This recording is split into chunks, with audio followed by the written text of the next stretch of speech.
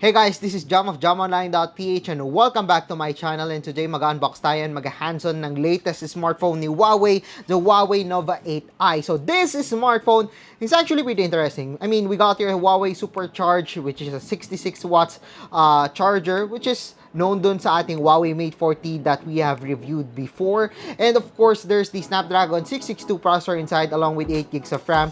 There's the 64 megapixel quad camera setup on the smartphone too. And there's the 6.67-inch Full HD Plus IPS Huawei Edgeless display. So yeah, there's a lot of features that this smartphone offers, and I'm quite interested with this one. So ano ba inantay natin? Let's unbox and let's take a closer look at this smartphone, the Huawei Nova 8i. So you're looking at the Huawei Nova 8i's box. So the variant that we got comes with a 8 gigs of RAM and 128 gigs of internal storage. So finally, I got the interstellar blue one. I like that color. So time to unbox this smartphone. Alright, so we got here the Huawei Nova 7i. It's a thick boy. So mamaya pag-usapan naman natin itong smartphone na to. How to find apps. Basically, it's the app gallery. So we got here the free jelly case, the USB-C to USB-A cable, and the 66 watts Huawei SuperCharge. Surprisingly, this one is pretty light compared to most chargers, and yes, 66 watts pa rin siya. Now we have here the Huawei Nova 8i. Time to take a short spin dito sa smartphone na to. So nakita nyo na what's inside the box of the Huawei Nova 8i. Now, let's talk about the smartphone. So first, as you can see in here, we got here a pretty cool design. I mean, we got here a circular or a round camera module with quad camera setup. But if you've noticed kanina, nung pinakita ko, if nilapit ko sa inyo yung camera, there we go. Napapansin nyo, there's a lot of fingerprints already on the smartphone. So marami siyang smudges, and medyo attracted siya sa mga oil or smudges kasi nga glossy yung back natin. So nakikipapansin nyo naman, it's actually glossy back. And even after just a few minutes of using the smartphone, marami tayo smudges. So I highly suggest that you use the included jelly case dito sa smartphone. The smartphone doesn't feel really thick because of the ergonomics. I mean, we got here curved sides at the back of the smartphone, which means that despite having a 6.67-inch na display, madali pa rin siyang hawakan kahit gamitin lang siya ng isang kamay. And sobrang comfortable niya gamitin para sa akin. For the buttons on the right, we got here the fingerprint scanner along with the volume rocker at the top of it. Of course, meron din tayong headphone jack sa taas ng smartphone. Thankfully, hindi nila tinanggal ang headphone jack dito sa smartphone. I was actually expecting na, okay, mid-range na 2021, baka tanggalin niya na nila yung kanilang headphone jack. Kasi most smartphones are ditching that already in favor of the USB-C na dongle. Below the smartphone is where you can see the USB-C port, and yes, it does support 66 watts Huawei SuperCharge.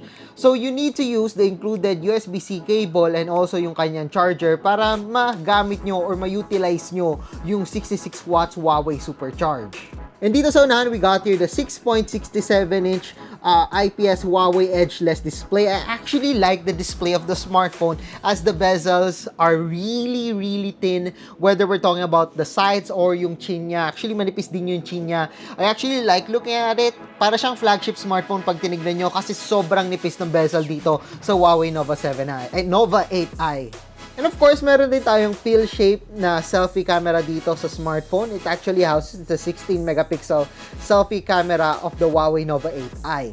Speaking of the camera, sa likod, we got here the 64 megapixel main, 8 megapixel ultra wide, 2 megapixel macro, and a 2 megapixel depth camera.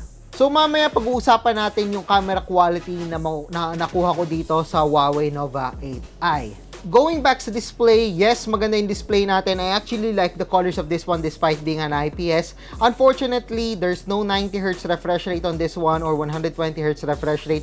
Sayang, because I was expecting na magkakamera na 90Hz dito, because most smartphones these days, even on the mid-range ones, especially an IPS display, has a 90Hz refresh rate. Now, let's talk about the software of the smartphone. So the smartphone runs on EMUI 11 based on Android 10. Basically, it's like Harmony OS lang din. Harmony OS on smartphones is similar to Android. Of course, the core is HMS, so there's no Google Play on this one, but you can download applications on the Petal Search or on the Huawei App Gallery.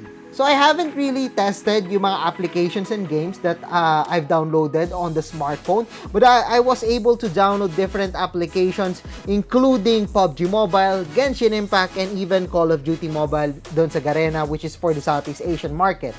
So nakikita ko naman yung growth doon sa Huawei App Gallery, and with the Petal Search widget, mas marami tayong applications na nada-download galing doon sa mga third-party stores dito para sa Huawei Nova 8i.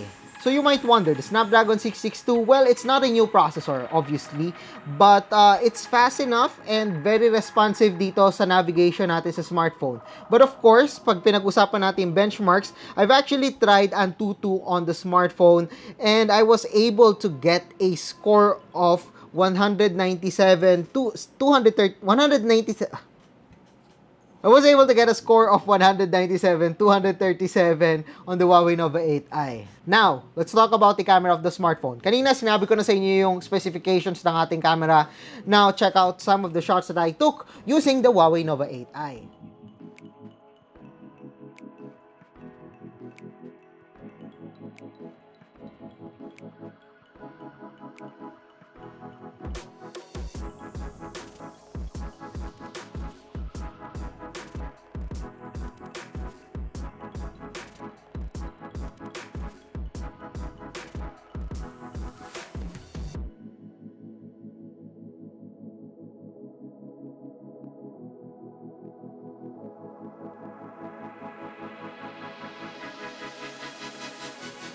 Unfortunately, I am not really that happy pagdating sa kanyang camera quality. The shots that I took weren't that great, especially for 2021 smartphone. So I hope that Huawei can improve that even more.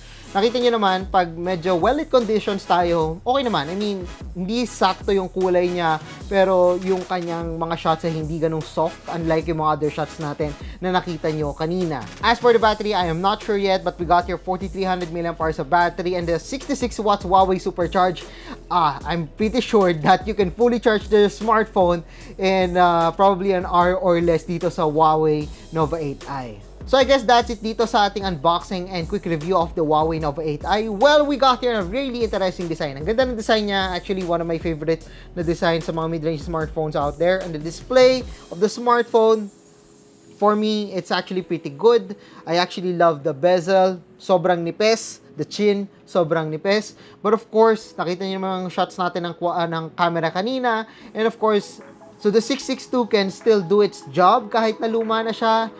But yeah, if you're looking for a powerful smartphone, baka medyo kulangin kayo sa 662. So I guess that's it dito sa ating unboxing and hands-on on Huawei Nova 8i. So if you like this video, don't forget to give us a thumbs up. And of course, don't forget to subscribe to our channel and be sure to click that subscribe button along with that bell button to get notified of our latest videos here sa aking YouTube channel.